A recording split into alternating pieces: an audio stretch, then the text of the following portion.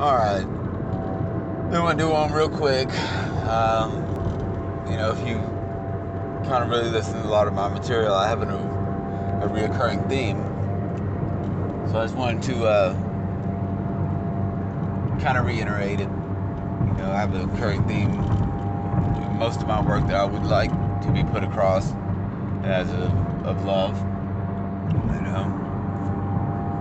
As my perspective on things, is embodiment and understanding, spiritual growth through love, caring, and understanding.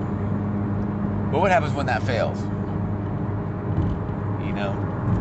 Some of the things I say, I have a real hard time sometimes with certain things because I'm very street knowledgeable. Okay, folks, you can probably tell by some of my stuff that some of the ways that I talk, if you guys really met me, you would know that I'm not wealthy by any means. Although, I've hung around with many different classes, many different kinds of people. But what happens when love fails, man? What happens when judgment fails? What happens when decisions fail? This is something that needs to be kind of addressed. Because even though the concept of love, understanding, and passion, and patience, and all of these things combined, they will fail us. Because we are mere humans. Okay? I'm not going to turn this into a spiritual or religious, viewpoint of understanding. Just a humanistic and realistic one. We're humans. Everybody's humans. That's why, in the pompousness of it all, it's important to learn to forgive, to accept, to be aware, to be conscientious, to have understanding.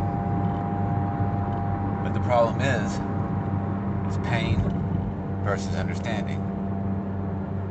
Hate versus understanding. You get to a certain point to where your logic is overcome with emotions sometimes. And that's what makes the understanding not feasible to swallow, to where you get to a point where you don't want to. So when that occurs, you cut that off.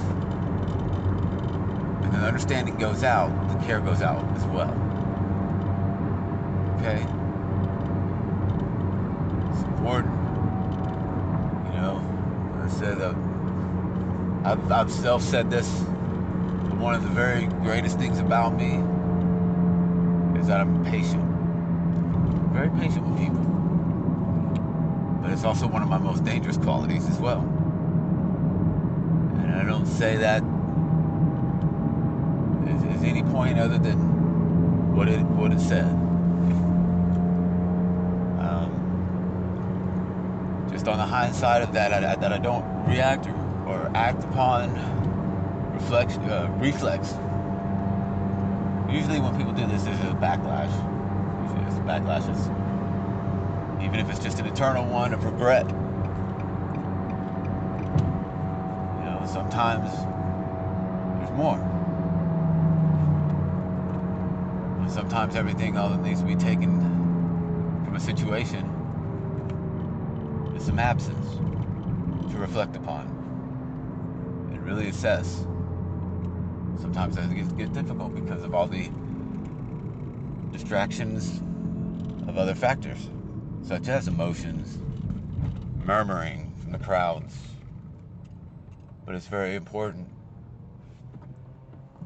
And sometimes I might sound like a hypocrite, and it's probably because I, just as everyone else is, can be a hypocrite. But I still try to maintain more of a balance of thought towards love, understanding, and care. And because I mess up sometimes, and I will mess up sometimes, I don't expect to be ridiculed or pointed in my face. I just know it'll happen. Okay? because that's just the way that things work. And that's the pill that has to be swallowed, is, humbly looking at a situation and saying, yes, I did err. You grow from that.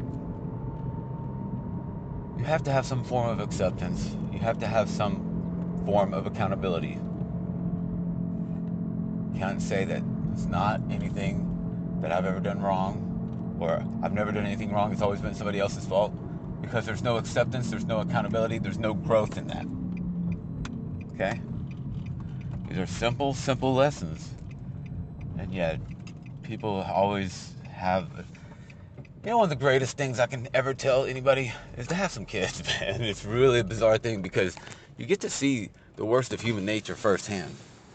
And that's not a joke. And I'm not trying to say that all children are bad or anything like that. But I will say that you get to see emotion and emotional reflexes and stuff like that firsthand and raw, uncut, from a humanistic standpoint. And it's funny because you take the time with children to shape and guide it. But when it comes to people, we really don't, because we feel like, hey, you know what? They don't care. They're not going to change. Number two, it's not your job to teach somebody how to deal with that. Or number three, it's just something you don't want to deal with. But the thing about it is that we're all here on this planet to try to take care of one another and idealistically come up with betterment through love and caring and understanding. And when we do fall, look for people that's going to try to lift you up. And if somebody else falls around you, try to lift them up. And if you have some words of kindness, try to lift them up. And if you have words of hate, separate yourself from the situation and try to put a new perspective on what you're doing. And I mean, I agree that in certain circumstances, no gain would be achieved by attempting to contact or reach somebody. Sometimes people just aren't there, or sometimes the hate is too great. And in that instance, if you don't have the abilities to make a situation better, it's better to just not make it worse or confuse the situation. Just step aside and possibly let the universe run its will through another person. I mean, we could talk about fate and destiny one day. They're not the same, but they are the same. So maybe that'll be the next topic that I'm going to hit up on, is fate and destiny. But I just wanted to give a little quick one right here. I got a couple of ideas for some new material that I'd like to put out. Not so much on the news standpoint, but just more philosophical.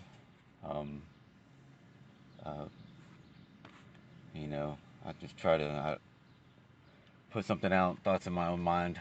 Sometimes I just rattle around in my head. I feel like I got to get it out, and this is, for me, a healthy outlet. So, and this is mainly about acceptance and accountability and forgiveness and understanding a situation. But I think the next one, I'm going to have to try to get into fate and destiny. So let's talk about these two things on our next, I'm just going to call it session, man. It's almost like therapy for me, though, for real. Love you guys, man.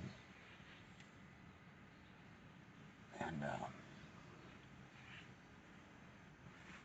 see you next time.